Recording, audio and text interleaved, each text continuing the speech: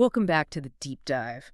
Usually when we sit down at these microphones, we're unpacking a balance sheet, or we're tearing apart the specs of some new piece of hardware, something, tangible. So you can quantify. We like hard data. We do. Something you can weigh or measure or at least like install on your phone. We look at the history, the market cap, the whole competitive landscape. Right. But today we're pivoting a little. We are doing a full corporate breakdown, almost like a postmortem, of a product and this stat from the research notes actually made me put my coffee down. I remember this one. It's wild. It has a higher market penetration in the United States than the iPhone.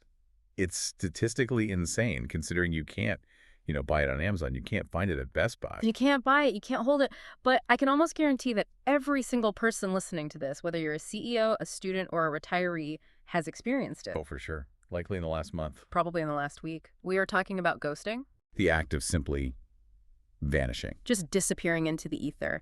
And look, before you roll your eyes and reach for the skip button thinking, okay, great, they're going to talk about bad dating manners for 40 minutes. Which is not what this is. Not at all. We need to clarify the scope here. We are not just talking about why someone didn't text you back after drinks. No, that would be too simple. We are treating this as a massive, a behavioral economic phenomenon. Yes.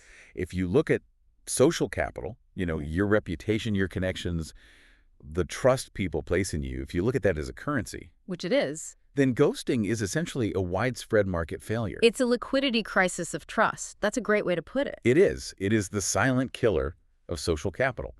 And our mission today is to really dissect it, but not as an emotional issue, not, oh, my feelings were hurt, but as an economic one. Right.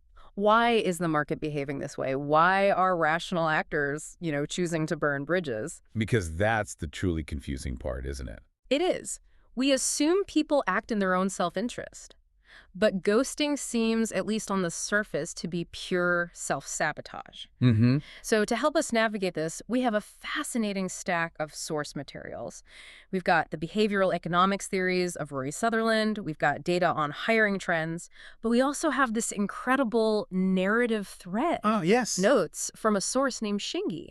And Shingi's perspective is kind of the control group we didn't know we needed. Exactly. So Shingi moved to the U.S. relatively recently, and, usually when we talk about culture shock, we talk about portion sizes. Or the tipping culture, or how many pickup trucks there are. Right. Yeah. But for Shingi, it was the silence. Yeah, that's what's so interesting. It takes someone stepping off a plane from let's say, a high-context culture to look at our system and say, hey, wait a minute. Why is the default setting for everyone do not reply? That outsider perspective is going to be our anchor today, because when you're inside the system, the water just feels like water, You don't realize you're drowning. You don't realize you're drowning in silence until someone points it out. Shingi called it culture shock, but not the fun kind. It was this realization that in the American social economy, the silence is a feature, not a bug. Which is such a profound shift in how you view community. So our mission for this deep dive is, let's say, threefold. Okay. First, we're going to look at the corporate history of ghosting, tracing it from the corporate recruiting office all the way to the dating app. Okay, boardroom 2, Tinder, got it. Then second, we're going to put on our behavioral economics hats, specifically looking at the theories of Rory Sutherland to answer the big why. And then the payoff. We're going to give you the playbook. Yes. Because if everyone else is zigging, if everyone else is a ghost, there is a huge, huge opportunity to zag. We're going to show you how to benefit from this market failure. There is so much alpha in being the one person who actually follows up. Okay, let's unpack this. Let's start with the sector where this behavior is, I think, the most baffling and the most financially damaging. The job market. The recruitment black hole. Or, as I like to call it, the go dark strategy. Walk us through the user journey here, because I think we've all felt this pain, but looking at it structurally, it really reveals something broken in the machine. Oh, for sure. Well, think about the investment made up front. This isn't just a casual interaction. A recruiter usually initiates contact. Right, they find you. They hunt you down on LinkedIn or pull your resume from a database. They spend company time reaching out. You coordinate schedules. You do the screening call. Then maybe you have a hiring manager interview, maybe 2. And let's assume it goes well. That's the real kicker here. The vibes are good, you're talking numbers, you're discussing start dates. The recruiter is selling you on the culture, telling you about the kombucha on tap and the 401k match. All of it. The asset, which is Right. you, the candidate, is engaged. You leave that Zoom call thinking, I think I got this. And then nothing. absolute radio silence. The void. The void. And if you're the candidate, you wait a few days, right? Mm-hmm. Then you send a polite follow-up. Hey, just checking in on the timeline. Mm. Then you send another one a week later. Still nothing. The line has just gone dead. Now, here's where it gets really interesting to me. If we look at this purely as a business decision, recruiters are in the business of people. That's their whole job. People are their inventory. They are their asset class. So why on earth would you voluntarily burn a bridge with an asset you spent time and money acquiring? It seems completely irrational, doesn't it? It violates basic business logic. It does. I mean, okay, maybe I'm not the right fit for this specific role today, but in 3 years, I might be the VP of engineering you're desperate to hire. And you'll remember. And now I'm never going to take your call because you ghosted me back in 2024. You have poisoned the well for your own firm. Exactly. It's such a terrible long-term strategy. The source material mentions a specific anecdote where Shingi interviewed with a major institution, a huge household name kind of place. Okay. The interviewer looked them in the eye, shook their hand, and said, I will get back to you in 1 week. Like a verbal contract. A promise. A promise, Yeah. and then nothing. Ghosted forever, never spoke to them again. So why, if it's rude and it's clearly bad business, why is it the industry standard? Is it just laziness? It's deeper than laziness. Oh. This brings us to our first big behavioral economics concept, and it's a great one. Okay. The asymmetry of awkwardness. I love this term. It sounds like a Big Bang Theory episode title, but it's actually really, really profound. What does it mean? It's a concept popularized by Rory Sutherland. Yeah. Basically, you have to look at the cost-benefit analysis of that specific moment of communication. In that minute. You have to look at the incentives of the recruiter in that specific minute. For a recruiter, sending a rejection email, actually typing out no or we went with someone else, is a moment of high awkwardness. Oh, yeah. It feels bad to write it. You feel like the bad guy. You're delivering bad news. It feels terrible. It triggers social pain, and we are fundamentally wired to avoid conflict. And this is the crucial part. There is zero immediate financial reward for sending that rejection. You don't get a bonus for telling someone no. Right. Your KPI is hires made. It's not loops closed or relationships maintained. Exactly. So the cost is feeling awkward, and the reward is zero. Now compare that to ghosting. Okay. Ghosting has zero immediate cost. You just don't do anything. You archive the email. The awkwardness is completely avoided. But the long-term cost is a burnt bridge, a damaged reputation. Yes, but this is where human psychology just fails us. We are defined by extreme short-termism. Right. The recruiter's discounting that future cost, that possibility that you might be a valuable contact in 5 years. They discount that all the way down to zero. Wow. They're optimizing for their emotional comfort in the next 5 minutes, not their business reputation in the next 5 years. That is depressingly logical when you put it that way. It's an efficiency hack for the individual, even if it's a total disaster for the firm. It is. And it's a classic principal-agent problem. The agent, the recruiter, avoids pain. But the principal, the company, loses brand equity. And we have to talk about the role of scale here, right? Because this doesn't happen everywhere. No, not at all. And the sources really touch on this contrast with other cultures. Shingi's background highlights this perfectly. Okay, so how does it work elsewhere? Well, if you live in a small village or a really tight-knit professional community in a smaller country, your reputation is sticky. Sticky. Yeah. Meaning you can't run from your bad behavior. Exactly. If you ghost someone on Tuesday, you are going to see them at the grocery store on Saturday. Or their cousin at the pub. You'll see their cousin at the pub. Everyone knows you're the guy who didn't call back. So the social cost is immediate and it's tangible. You feel the shame. Precisely. The feedback loop is super tight. But the U.S. economy, it's massive.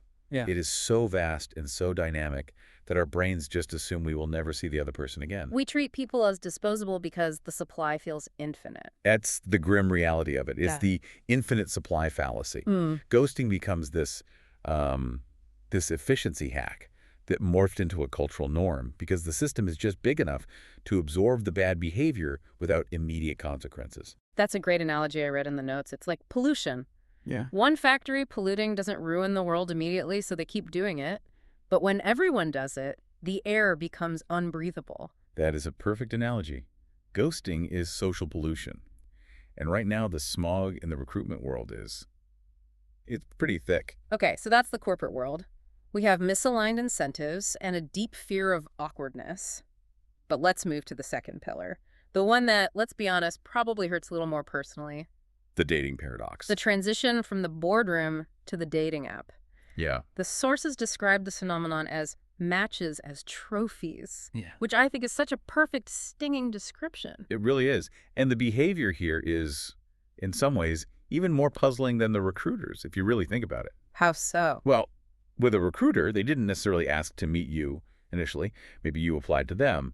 But on an app, a match is a mutual opt-in. Totally. I swiped right, you swiped right. Right. We both explicitly agreed, yes, I am interested.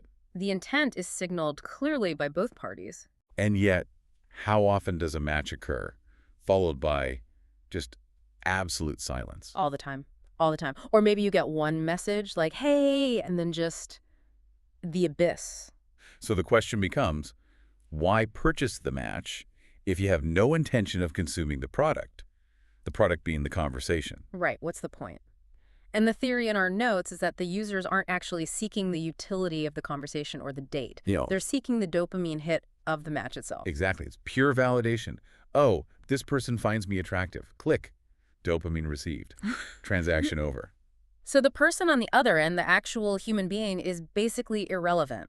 Yeah. They're just a mirror for your own vanity. It's harsh, but it's economically accurate. And to understand it, we have to look at the commoditization of attention here. Okay, break that down for us. Think about the cost of goods. If a car costs, say, $50,000, you are very careful about which one you buy. Mm-hmm. You do your research? You research, you test drive. You don't buy 10 cars and then abandon 9 of them in the parking lot. Right. The high cost forces you to be selective and intentional. But what is the cost of a match on a dating app? Financially, it's zero. It's free to swipe. Practically, it takes less than a second. It's just a flick of the thumb.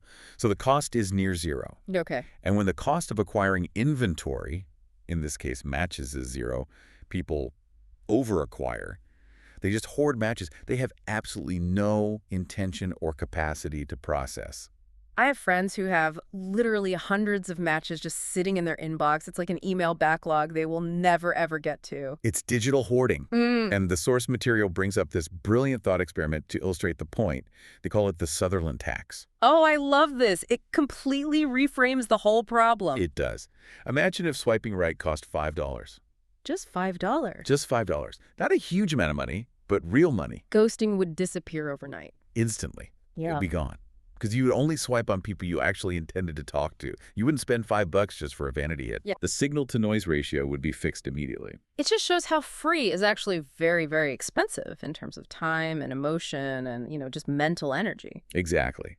But because it's free, we're all just drowning in noise. And it also leads to what the notes call the dehumanization of choice.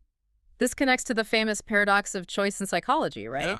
The jam experiment. Right, the classic study. If you walk into a grocery store and there are like 50 types of jam, you're actually less likely to buy any jam than if there were just 3 types. You get paralysis by analysis. You do. But in dating, it's not just paralysis, it's something worse. It's that with so many options, no single option feels real enough to warrant a polite rejection. Oof. That's the key right there. If Yeah. I have 50 matches and I go on one date with, match number 32 and I'm just not feeling it. Yeah. Sending a rejection text feels like this heavy lift for someone who is just one of 50 in a queue. Exactly. Why go through the asymmetry of awkwardness for a data point? The technology strips away the humanity. You don't see a person, you see a profile card. A collectible. And so instead of a clean break, a simple, hey, thanks, but not for me, you get the fade. You get ghosting. It's the path of least resistance again. The UI, the user interface, it maximizes swiping, but it minimizes dignity. Dignity is inefficient. Yeah. That might as well be the slogan of the modern dating app. Wow. So we've got recruiters ghosting because of short-termism. We've got daters ghosting because of zero-cost inventory hoarding. But now I want to move to the third category, which honestly I found the most shocking. This is where it gets really broad. Yeah. And honestly, a little existential. The social fabric. We're talking about in-person ghosting. This isn't about hiring or dating. This is about just existing near other people. And this is where Shingi's perspective, our source who moved to the U.S., really hits hard. This was their red pill moment about American culture. Yeah, share that observation about the NPCs. I found this fascinating. So Shingi comes from a culture where shared experience creates a sort of permanent bond. If we work a shift together or we take a class together for a semester, we are now connected. We're colleagues. That tie has been formed. It's binary. We know each other now. Period. So in Shingi's view, if I see you on the street 6 months later, the social contract demands that we stop. We talk. We acknowledge that bond. Hey, how are you? What have you been up to? Right. That feels normal, in theory. Or at least is how I'd like to imagine I act. Me too. But then Shingi describes the U.S. experience, and it's different. Very different. In the U.S., Shingi noticed that relationships feel incredibly short-term and context-dependent. The quote that really stuck with me from the notes was about the NPC theory. Non-playable characters. Yeah, it's a gaming term. It is. In a video game, a shopkeeper is only relevant when you are in the shop buying a sword. If you see that same shopkeeper out in a forest, the game might not even let you interact with them. They're just background texture. There's just background texture. And that's how we treat people. According to this theory, yes, it's context-dependent friendship. You are my friend in Math 101. We chat, we joke, we help each other study. But the moment that semester ends... Or even before that. Or if I see you in a grocery store, you are an NPC. The source notes mention this specific example of walking past a classmate in a grocery store and just ignoring them. And we've all done this, haven't we? Let's be honest. You see someone you sort of know, but they're enough context. You lock eyes for a split second. The pivot. The pivot. Yeah. You pull out your phone. You suddenly become intensely interested in the cereal boxes. You optimize for avoiding the interaction. I am so guilty of this. Absolutely. I have literally gone down a different aisle to avoid a 3-minute conversation with someone I sort of know. And why? Why do we do that? Because I'm tired. Because I just want to get my milk and get out. Yeah. Because the small talk feels like work. Exactly. You are optimizing for efficiency. You are trying to get from point A to point B without stopping. But Shingi's reaction was to take it personally at first. Right. Totally. Do they hate me? Did I do something wrong? Right. But the realization is, it's not personal, it's systemic. It's just another form of ghosting. We're prioritizing efficiency over connection. We treat our classmates like NPCs who only exist when we need them for the quest. I just want to get my milk and leave. I don't want a 5-minute conversation. It's so transactional. It is hyper-transactional. But we have to ask the economist's question here. What is the opportunity cost of that efficiency? And the sources call it the loss of magic. It sounds a little fluffy, but it's actually a mathematical concept when you break it down. It's about the surface area for luck. Explain that. This connects to Granovetter's sociology, doesn't it? Precisely. Mark Granovetter, a famous sociologist, he talks about the strength of weak ties. Okay. Your close friends, your strong ties, they know everything you know, they run in the same circles. But your weak ties, that guy from Math 101, the old colleague you barely knew, they are your bridges to new worlds. They're the ones who know about the job opening you've never heard of. Oh. Or the new band you might love. Or the apartment that's about to go up for rent. Exactly. Alchemy, or magic, or luck, whatever you want to call it, usually comes from random connections with weak ties. Right. It comes from bumping into that classmate in the cereal aisle, chatting for 5 minutes, and finding out their cousin is launching a startup that needs exactly your skill set. Serendipity. But serendipity requires friction. It requires stopping. Really? When you ignore people, when you ghost them in real life to save 3 minutes, you are actively shutting down your surface area for luck. You are closing the door on the universe. So we have built a society that is a high-efficiency, low-magic environment. That is the perfect label for it. We are very, very efficient at being lonely. We get our milk faster, but we lose the job offer that might have come with the conversation. Wow. Okay, that is bleak. We have painted a picture of a ghost town. Yeah, we have. Recruiters are burning bridges because of bad KPIs. Daters are treating people like Pokemon cards to be collected and ignored.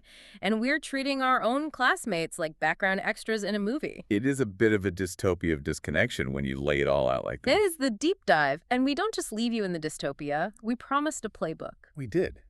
And the good news is, market failures create market opportunities. The sources suggest that this bleak landscape actually creates a massive opportunity for anyone who is willing to go against the grain. This is the follow-up alpha. Alpha, for those who don't speak finance, is the return on investment above the market average. It's the edge. And in a market full of ghosts, the edge is surprisingly simple.